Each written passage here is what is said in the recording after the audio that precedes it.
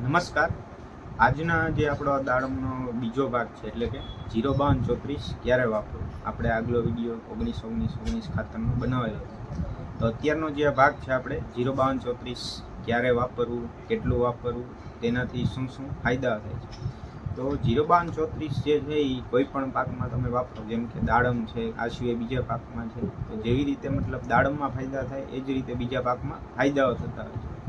તો આજે આપણે જોશું કે 05234 છે એ આપણે શું શું ફાયદા થાય છે. એટલે કે 05234 જો કે આપણે કયા સ્ટેજે વાપરીએ એ મુજબ જે છે એના ફાયદાઓ અલગ અલગ છે. જેમ કે ફૂલ સ્ટેજે અલગ હોય, ફ્લાવરિંગ સ્ટેજે અલગ હોય, ફ્રૂટિંગ સ્ટેજે અલગ હોય જે છે. તો એ ફાયદાઓ અલગ અલગ. હવે માની લો કે કોઈ વ્યક્તિ દાડમમાં જ્યારે વાપરતો હોય છે, 6 મહિનાના દાડમ હોય, તો આ સમયે કોઈ ડ્રીપમાં જે છે પ્રતિ એકર 2 થી 3 કિલો વાપરે, અથવા તો સ્પ્રેમાં 5 ગ્રામ પ્રતિ લીટર વાપરતા, તો શું શું ફાયદા થાય છે. તો શરૂઆતમાં સ્ટેજમાં જે છે આપણે એક તો જે રૂટ જે વૃદ્ધિ થતી હોય એનું વ્યવસ્થિત ને મજબૂત સારું ડેવલપમેન્ટ થાય છે. આ સિવાય જે શાખાઓ છે એકદમ મજબૂત શાખાઓ બને છે, એકદમ પાકેલી ડાળીઓ બને છે. હવે માની લો કે આપણે જે છે 05234 મુખ્યત્વે ઇથ્રેલ વખતે વાપરવામાં આવે છે. એટલે કે ઇથ્રેલ માર્યા બાદ જ્યારે ચોકડીની શરૂઆત થતી હોય એ સમયે જે વાપરવામાં આવે છે. આ સમયે આપણે ક્યાં ક્યાં જે છે આ ખાતર ઉપયોગી છે. તો એક તો જે ફૂલ આવતા હોય એમાં આપણે જે છે ફૂલ સારા આવે છે. આ સિવાય ફ્લાવરિંગ જે છે સેટિંગમાં એમાં ઉપયોગી છે.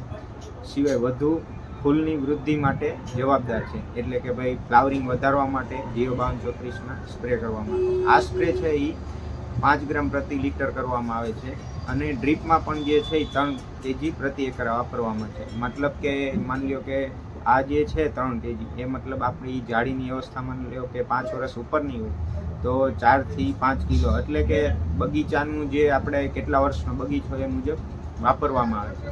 તો ઇથ્રલ જે છે માર્યા બાદ જે છે એ આપણે ફૂલની વૃદ્ધિમાં છે, ફ્રૂટ સેટિંગમાં છે, આમાં ઉપયોગી છે.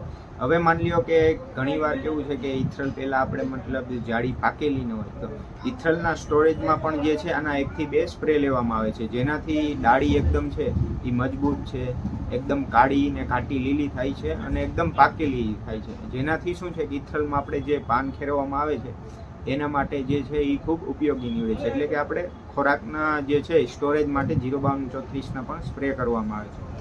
ત્યારબાદ છે 05234 આપણે કે એકવાર ફ્રૂટ સેટિંગ થઈ ગયા બાદ જ્યારે ફ્રૂટ 150 ગ્રામ ઉપરનું હોય, આ સમયે પણ પ્રતિ જે છે એકર 3 kg છે એ ડ્રીપમાં ચલાવવામાં આવે છે. જેનાથી શું ફાયદાઓ થાય છે. તો ફળ છે એકદમ આપણું જે છે એ સારું ને ક્વોલિટીવાળું બને છે. ફળમાં શાઇનિંગ ને ક્વોલિટી આવે છે. જે ફળ જે છે અંદર દાણા જે છે એના બંધારણમાં પણ ઉપયોગી છે. આ સિવાય જે છે લાસ્ટમાં ઘણા ખેડૂત મિત્રો 05234ના સ્પ્રે પણ કરતા હોય છે. જેનાથી શું છે ફળની ક્વોલિટી છે એકદમ સારી બને છે. કે એકદમ શાઇનિંગ ને એવું સારું આવે છે. તો આપણે જે છે એ સ્ટેપ બાય સ્ટેપ છે 05234 છે ફ્રૂટ એકવાર કે સેટ થઈ ગયા બાદ જ્યારે 100 ગ્રામ ઉપરનું ફ્રૂટ થાય, કે 150 ગ્રામનું જે સમયે વાપરવામાં આવે છે. તો અલગ અલગ સમયે 05234નું અલગ અલગ કાર્ય છે.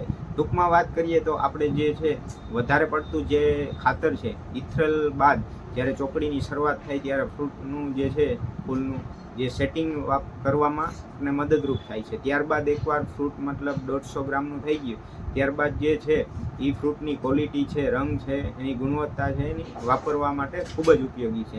વાત કરીએ કે ઇથ્રલની સિઝન દરમિયાન આ જે છે 05234 આપણે ઇથ્રલ માર્યા બાદ 2 થી 3 વાર, ત્યારબાદ આપણું ફળનું બંધારણ થઈ ગયું ત્યારે 2 થી 3 વાર વાપરવામાં આવે છે.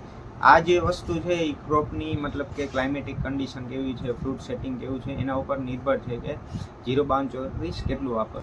તો જે છે હવે આ ત્યારબાદ આપણે બીજા ભાગમાં આપણે વાત કરીશું કે 13-40-13 છે એ કઈ રીતે વાપરવું જોઈએ. આભાર.